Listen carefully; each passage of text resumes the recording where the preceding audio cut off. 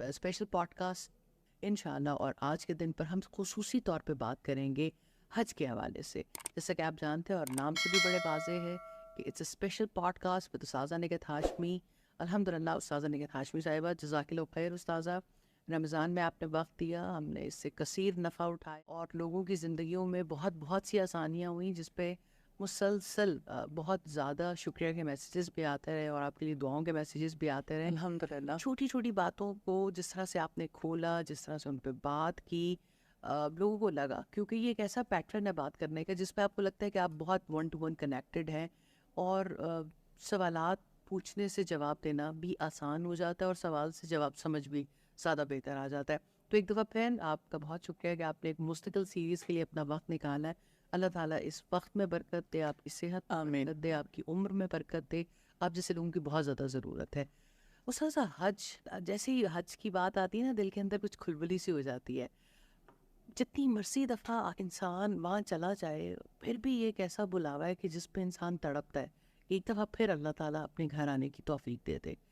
اور بات کرنا مجھے تو بہت مشکل لگتا ہے، اور میں خوش نصیب بھی اپنی سمجھتی ہوں کہ الحمدللہ مجھے اپنے گھر والوں کے ساتھ، لیکن 2 دفعہ آپ کے ساتھ اللہ تعالیٰ نے حج کی توفیق دی. الحمدللہ. تو ہم کوشش کریں گے کہ آج جب ہم ان صحراؤں کو یاد کریں، ان مناسک کو یاد کریں، وہ مزدلفہ کی راتوں کو یاد کریں گے، وہ عرفات کے میدان کو یاد کریں گے، وہ دعائیں جو کبھی نہیں مانگنے کی توفیق ملتی، اللہ تعالیٰ وہاں وہ توفیق دے دیتے ہیں.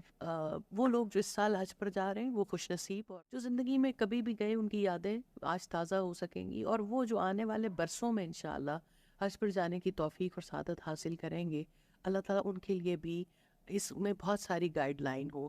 کیونکہ جب بھی میں نے آپ کے ساتھ حج کیا ہے اور میں نے اس بات کو پایا ہے کہ ہم شاید مناسک تو سیکھ کے چلے جاتے ہیں، لیکن اس روح کو مس کر دیتے ہیں.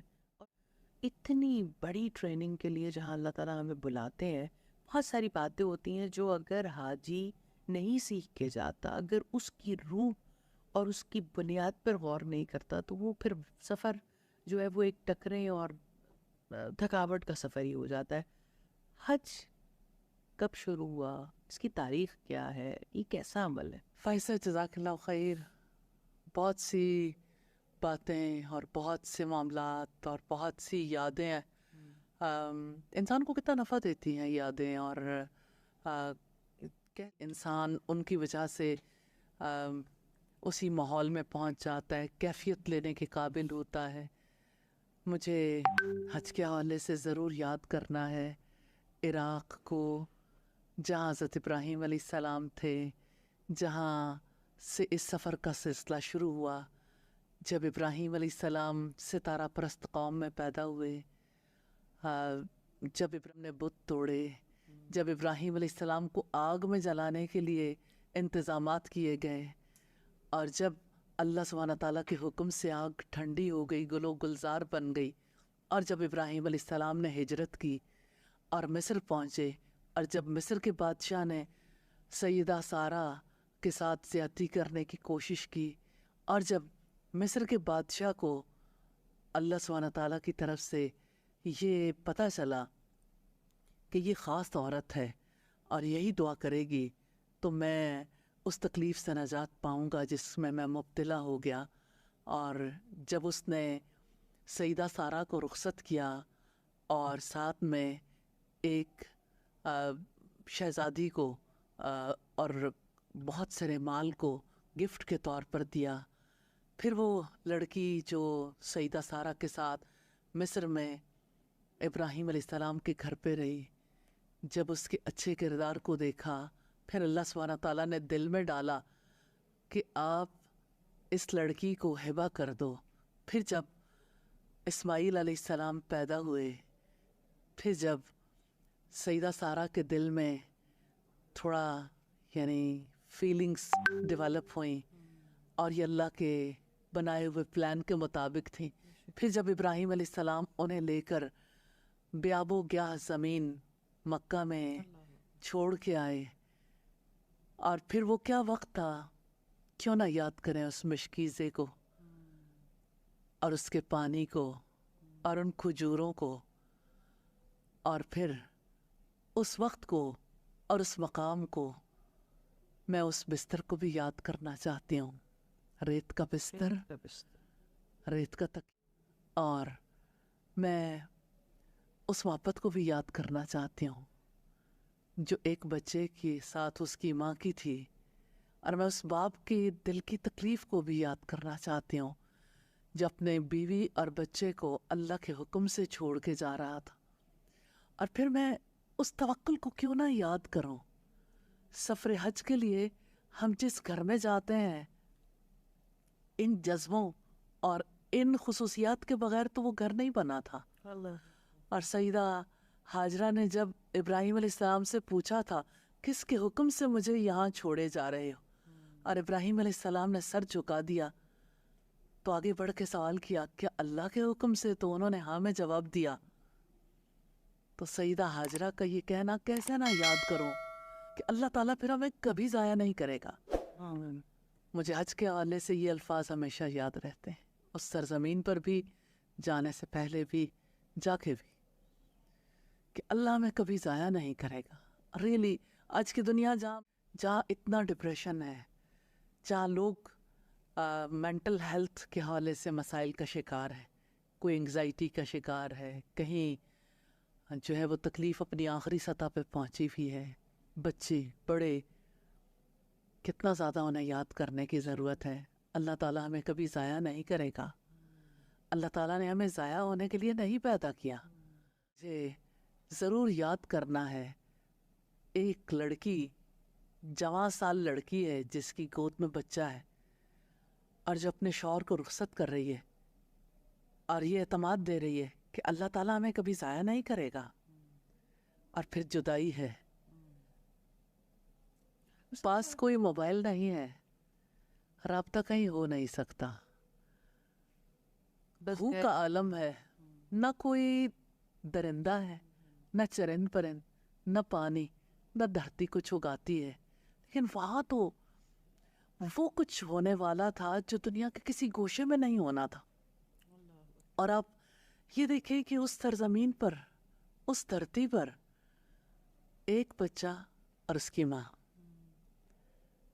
میں کہتی ہوں لوگ کیوں نہیں اس پہ غور کرتے، لوگ کیوں نہیں اسے سوچتے، ماں کا کیا رول ہے؟ ہم ہے کہ تو قربانی سے ملتا ہے جی، اور وہ قربانی اور وہ یہ پہلی قربانی تھی نا، پہلی قربانی تھی جو ہجر کی قربانی کوئی چھوٹی قربانی نہیں ہوتی۔ اور ایک ایسے جنگل بیابان میں، اور جس طرح بھی آپ نے منظر کشی کی ہے، اللہ تعالیٰ آپ کو جزائے خیر، نقشہ کھینچا ہے کہ آپ کا بستر بھی ریت کا، آپ کا تکیہ بھی ریت کا، اور آج بھی اللہ تعالیٰ نے اس عمل کے اندر، یہ جو حج کی سعادت ہے، اس کے اندر یہی بات پنہا رکھی ہے کہ اگر اللہ کا قرب چاہتے ہو تو قربانیاں تو دینی پڑے۔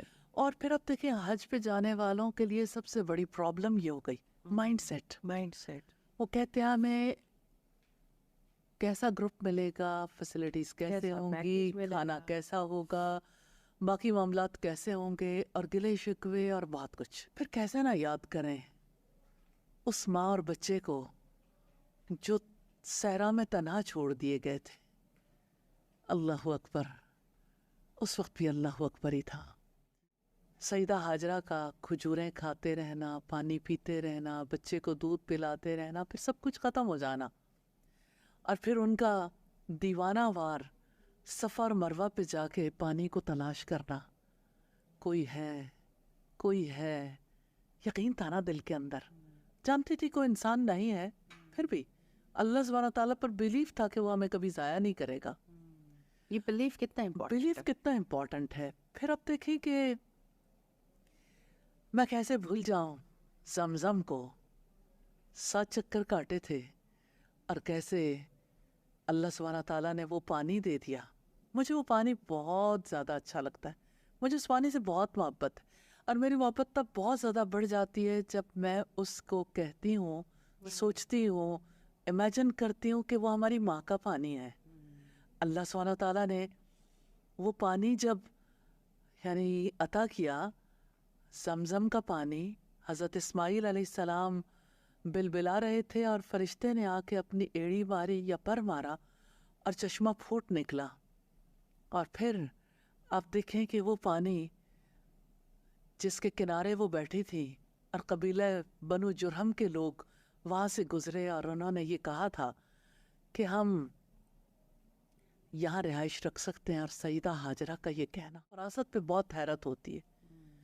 آج ویمن امپاورمنٹ کی کتنی باتیں ہوتی ہیں، کیا دنیا میں کوئی ایسی عورت، کوئی ایسا مقام بھی موجود تھا یا ہے کہ ایک اکیلی عورت صحرا میں ہے لیکن اتنی باشعور ہے، اپنے رائٹس کو اتنا پہچانتی ہے کہ ٹھیک ہے آپ یہاں آباد تو ہو سکتے ہو لیکن پانی پر میرا حق ہوگا، سنگل ریسورس ہے، یہ سرزمین حج ہے، یہاں اللہ کا گھر بننا ہے۔ کیا سکھانا چاہتے تھے؟ تو اب ڈبیٹ ہی بڑی ہے، عورت تو اکیلی، اور مطلب اس کے اوپر اتنی ڈبیٹ ہے، اور اللہ تعالیٰ نے ایک اتنے اپنے گھر کی بنیاد ایک اکیلی عورت کے توسط سے رکھوائی، جی، اور گھر کی بنیاد بھی، اور آپ اگر دیکھیں تو اس بلد امین کی بنیاد، ولد امین کی بنیاد، اور وہ ایک ایسی عورت، یعنی آج کوئی دنیا کا شخص نہیں کہہ سکتا کہ اگر کوئی اپنی بیوی کو تنہا جنگل میں چھوڑ آئے تو مجھے وہ شخص بھی نکال کے دکھائے۔ حیرت ہوتی ہے جب ہم کہتے ہیں کہ اچھا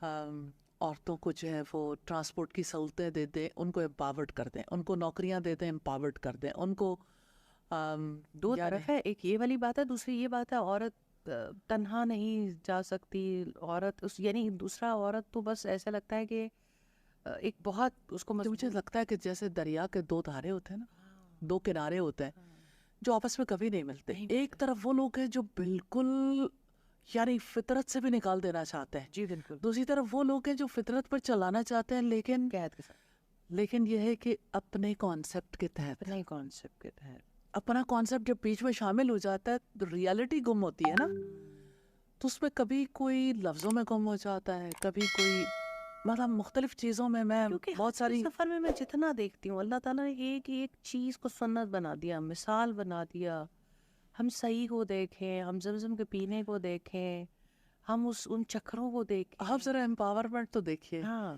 اور ایک کہ دن آپ عورت کی ہر یعنی عمل دنیا کو بھر میں، سنت بنا دیا۔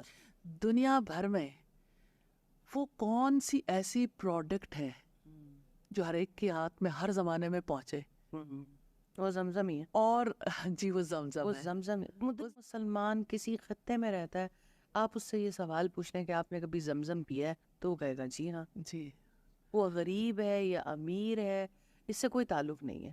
جی بالکل، اور آپ یہ دیکھیں کہ حج کے مناسک میں دیکھیں صفا مروہ کی صحیح ہے، آج اگر دنیا میں بہت سارے جھگڑے ہیں، میں ان پہ بات نہیں کرنا چاہتی، لیکن ہمیں قرآن و سنت سے الگ نہیں ہونا کہیں بھی، ہم نے اسی کی اتباع کرنی ہے، لیکن یہ ضرور دیکھنا ہے کہ آخر اللہ سبحانہ تعالیٰ نے صفا مروہ میں ایک عورت کے عمل کو اتنا زیادہ ویٹیج کیوں دیا؟ مرد بھی صفا مروہ کی صحیح کرتے ہیں، خواتین بھی کرتی ہیں، اور کہیں بھی یعنی کسی کے دل میں کوئی ایسی بات نہیں آتی کہ ہم عورت کے پیچھے چل رہے ہیں یا عورت کو جو ہے وہ فلاں مقام دے رہے ہیں، لیکن آپ یہ دیکھیں کہ کتنے اعمال ہمارے ایسے ہیں جہاں پہ یہ بات سامنے آتی ہے کہ عورت کے پیچھے ایسا کر لیں گے، یہ کیسے ہو سکتا ہے؟ تو مجھے لگتا ہے کہ ہمیں تھوڑا سا ریالٹی کی گراؤنڈ پہ کھڑے ہو کر دیکھنا چاہیے۔ عقل آتی ہے، عورت کے فیصلے ایسے ہوتے ہیں، مطلب یہ ایک سو کال میں تو ہم اس نہیں، میں ایک عام معاشرے کی بات کر رہی ہوں، اور یہ اس کے ایسنس کو سوچتے ہی نہیں کہ اللہ تعالیٰ نے جس کو ام القرا اس کی بنیاد ایک عورت سے رکھوائی۔ کا مطلب ہی روٹ ہے، تو جو آپ کی روٹ ہے اس کے بارے میں آپ کے دل میں کیوں وسعت نہیں ہے؟ گھبراہٹ ہے ہر طبقے میں۔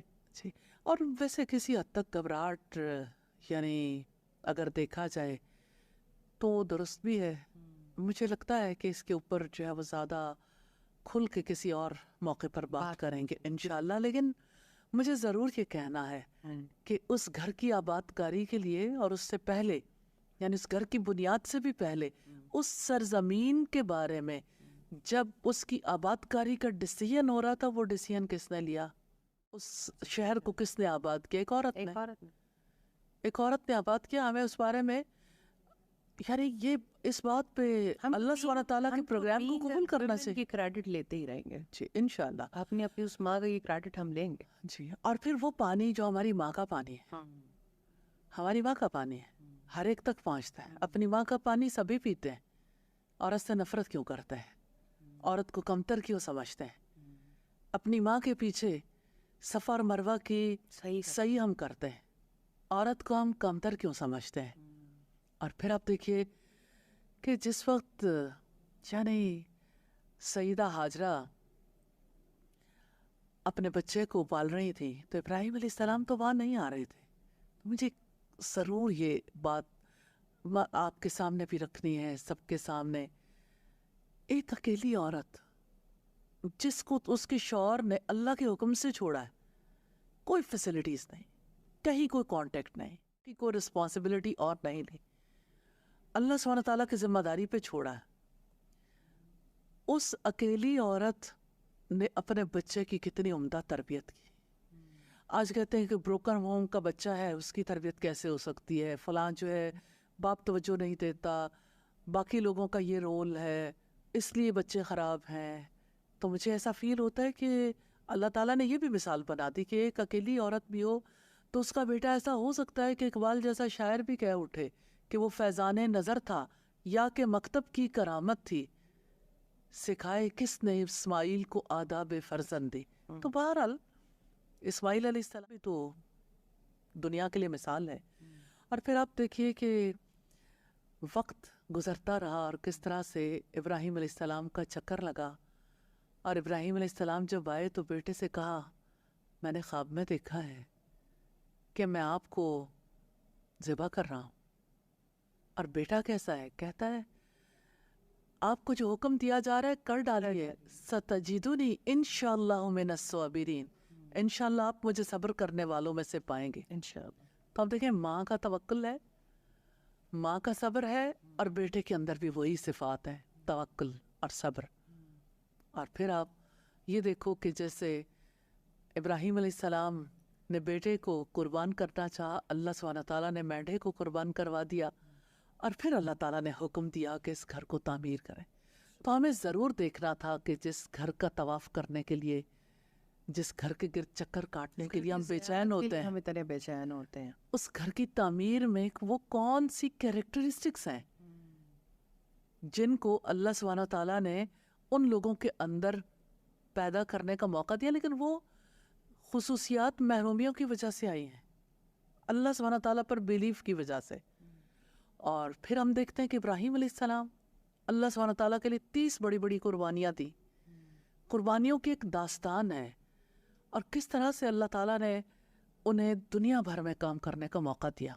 عراق کی سرزمین سے، مصر کی سرزمین سے، پھر کس طرح سے اس سرزمین پر وہ پہنچے جہاں آج انسانوں پر ظلم کی انتہا ہو گئی. اور پھر کس طرح سے مکہ میں بچے کو چھوڑا. اور پھر آپ یہ دیکھیے کہ وہ علاقہ جہاں پہ انبیاء کی ایک بڑی تعداد جہاں پہ رہی، جہاں پہ ان کا گزر بسر رہا، اور پھر کس طرح سے اللہ تعالیٰ نے اسماعیل علیہ السلام کے توسط سے محمد صلی اللہ علیہ وسلم تک بات پہنچائی. گھر کس دور میں بنا تھا؟ ابراہیم علیہ السلام اور اسماعیل علیہ السلام جب اس گھر کی دیواریں اٹھا رہے تھے. آپ اس جذبے کو بھول سکتے ہیں؟ ربنا تقبل منا، جھکاؤ ہے، تواضع ہے، محبت ہے، اخلاص ہے، توکل ہے، صبر ہے، اور فیوچرسٹک اپروچ ہے. اللہ سبحانہ تعالیٰ سے دعا ہے یا اللہ تو قبول کر لے اور ہمیں اپنی عبادت کے طریقے سکھا دے. وَأَرِنَا مَنَاسِكَنَا وَأَرِنَا مَنَاسِكَنَا وَتُبْ عَلَيْنَا. سبحان اللہ، اللہ سبحانہ تعالیٰ نے کیسی توفیق دی. تو یہ میں چاہتی تھی کہ حج کے سفر سے پہلے یہ سفر جو عملی طور پر کر رہے ہیں وہ بھی، اور جو ذہنی سفر کر رہے ہیں وہ بھی، سب اس بات کی طرف توجہ ضرور کریں کہ اپنا گھر بنوانے کے لیے کس طرح سے یہ اپنی تقدیر میں فیصلہ کیا، اور کس طرح کی تدابیر پھر اختیار کی گئیں، اور کس طرح سے جب گھر تعمیر کیا تھا تو جذبے کیا تھے. پھر کیسے ابراہیم علیہ السلام نے دعا کی تھی کہ ہمارے رب انہی میں سے رسول مبعوث کر دے جو انہیں تیری کتاب کی آیات تلاوت کر کے سنائے، جو انہیں کتاب اور حکمت کی تعلیم دے اور ان کے نفوس کا تزکیہ کرے۔ سوچیں کتنے ہزار سال کے بعد دعا پوری ہوئی، لیکن دعا کہ گھر کی آباد کاری تو اللہ سبحانہ تعالیٰ کے توسط سے ہی ممکن ہوگی۔ جو کرنے کا کام ہے وہ ضرور کریں گے، اور اللہ سبحانہ تعالیٰ نے بھی انہیں یہی حکم دیا تھا کہ میرے گھر کو طواف کرنے والوں، اعتکاف کرنے والوں، رکوع اور سجدہ کرنے والوں کے لیے پاک رکھو۔ اس کی صفائی ستھرائی، اس کی پاکیزگی، اور اس کی یعنی مانوی اور عملی پاکیزگی دونوں طرح کا خیال رکھو۔ حالانکہ ابھی وہاں پہ یہ سلسلہ شروع نہیں ہوا تھا، پھر اللہ سبحانہ تعالیٰ نے حکم دیا کہ لوگوں میں حج کا اعلان کر دو۔ اور اللہ سبحانہ تعالیٰ کی پاور ہے کہ کس طرح اللہ سبحانہ تعالیٰ نے اس آواز کو ہر علاقے تک پہنچا دیا۔ یوں سفر حج شروع ہوا اور ہر علاقے سے لوگ آنے لگے۔ جزاک اللہ خیر استاذہ، بہت ہی خوبصورتی سے آپ نے اس کو ایکسپلین کیا اور ہمیں بالکل اس ماحول میں جانے کا موقع ملا۔ انشاءاللہ یہ سفر تو جاری رہے گا، لیکن بس وقت ختم ہو گیا، تو انشاءاللہ اگلی نشست میں ہم انشاءاللہ اگلی چیزوں کے بارے میں حج ہی کے موقع پہ موضوع پر بات کریں گے۔ آپ کا بہت شکریہ۔ انشاءاللہ آپ کا بھی دل تڑپا ہوگا اور بے قرار ہوا ہوگا، لیکن حج کیسا سفر ہے، اس کے پیچھے کیا حکمت ہے، یہ بھی سمجھنے کا موقع ملا۔ اگلی ایپیسوڈ میں ہم